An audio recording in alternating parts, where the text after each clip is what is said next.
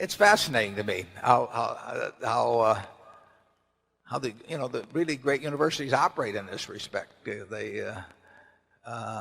you get a sacred writ, I mean, you get in the finance department because you sign on, to whatever the present group thinks. And if they think the world is flat, you better think the world is flat too. And your students better answer that the world's flat when they get on exams.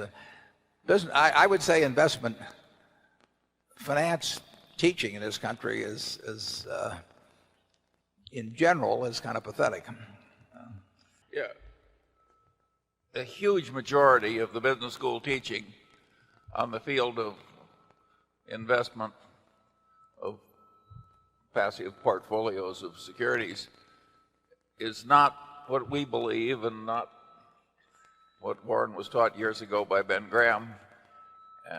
They're just little pockets of our attitude left. There's one at Stanford, Jack McDonald. Yeah, sure. And that's graduate school. It's graduate school. Yeah. And what's interesting about that is I think it's the most popular course in the whole Stanford Business School. They've got some kind of a bidding system. And yet I asked Jack how he felt, and he said he felt lonely. He's got the most popular course, but in the whole professoriate dealing with investment matters, the Jack McDonalds are a little clan of their own in a side pocket, so to speak. Now they're right, and they can take whatever consolation they get from that. But mostly, if you go to business school, you will learn a lot of things we don't believe. I mean, what you really want a course on investing to be is how to value a business. That's what the game is about. I mean, if you don't know how to value a business, you don't know how to value a stock. And if you look at what is being taught, I think you see very little of how to value a business. And the rest of it is playing around maybe with numbers or, Greek symbols or something of the sort. But it doesn't do you any good. I mean, in the end, you have to decide, whether you're going to value a business at $400 million or $600 million or $800 million, and then you compare that with the price. And that's what investing is. And I don't know any other kind of investing, basically to do. And that just isn't taught. And the reason it isn't taught is because there aren't teachers around, who know how to teach it. I mean, they don't know themselves. And since they don't know themselves, they teach something that says nobody knows anything, which is the efficient market theory. And if I didn't know how to do it, and if I ever teach physics, I'm going to come up with a theory that nobody knows anything, because it's the only way I can get through the day, Well, I think the business schools do a pretty good job when it comes to accounting, or personnel management, or there are a whole lot of subjects I think they do quite well with, but they miss one enormous opportunity.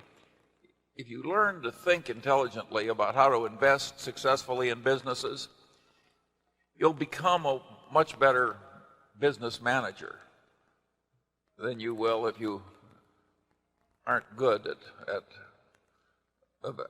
understanding what's required for successful investment.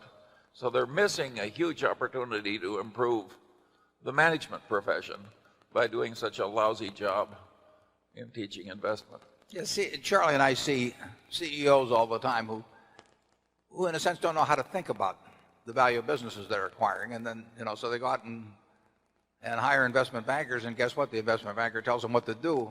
Tells them to do it because they get 20x if they do it and X if they don't do it, and guess how the advice comes out. So it's when a manager of a business feels helpless, which he won't say out loud, but inwardly feels helpless in the question of asset allocation, you've got a real problem. And they have not gone to business schools that have given them any real help, I think, in terms of learning how to think about valuation in businesses. And that's one of the reasons that we write and talk about it some, because there's a gap there. The priesthood, say 30 years ago, for example, in terms of, or 40 years ago, in terms of efficient market theory, and everything,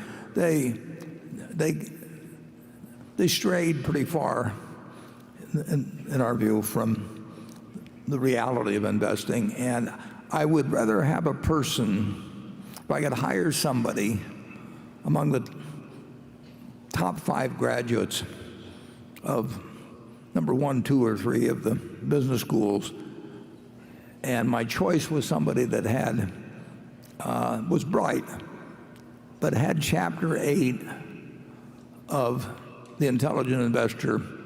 Absolutely, it just was natural to them. They had it in their bones, basically.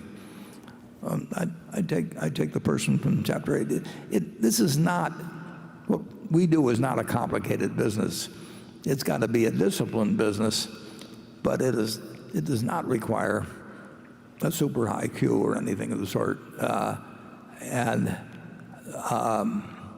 There are a few fundamentals that are incredibly important, and you do have to understand accounting, and it helps to get out and talk to consumers and start thinking like a consumer in many ways in certain industries, all of that. But it just doesn't require advanced learning. And I certainly, I didn't want to go to college, so I don't know whether I would have done better or worse if I'd just quit after high school, and read the books I read and all of that. I think that if you run into a few great teachers and they really change the way you see the world to some degree, you're lucky, and you can find them in academia, and you can find them in ordinary life. And I've been extraordinarily lucky in having great teachers, including Charlie. I mean, Charlie's been a wonderful teacher. And any place you can find somebody that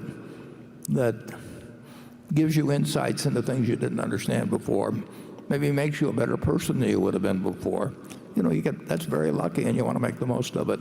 If you can find it in academia, make the most of it, and if you can find it in the rest of your life, make the most of it. Charlie?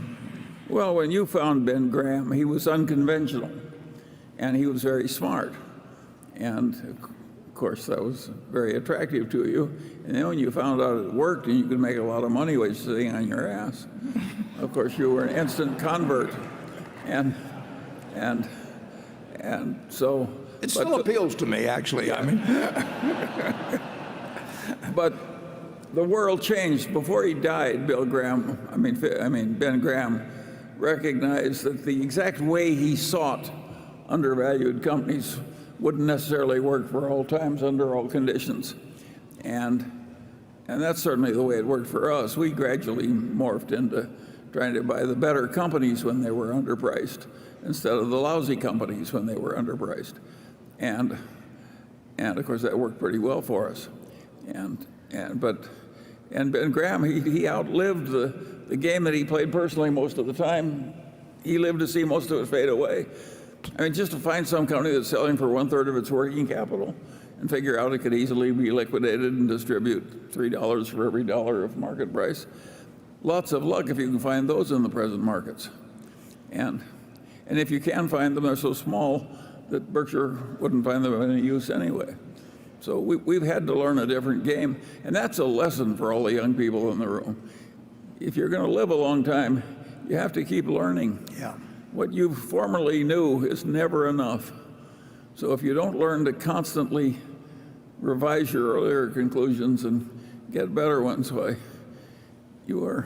I always use the same metaphor. You're like a one-legged man in an ass-kicking contest. Yeah.